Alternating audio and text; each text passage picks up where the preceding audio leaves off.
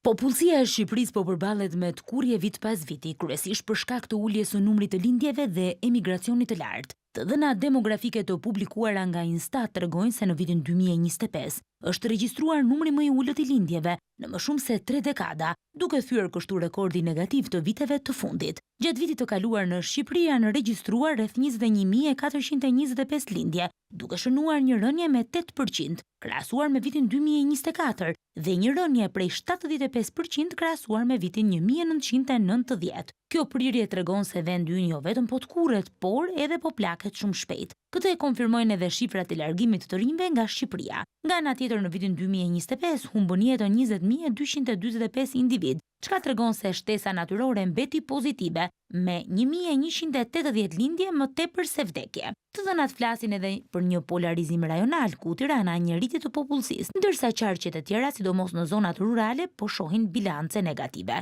Kjo dinamikë është minimaliste për një ekonomi që synon rritje të qëndrueshme, pasi në afat të gjatë rënja e lindjeve do të ndikojë drejt për drejt në tkurrjen e forcës së punës dhe rritjen e presionit mbi skemën e pensioneve.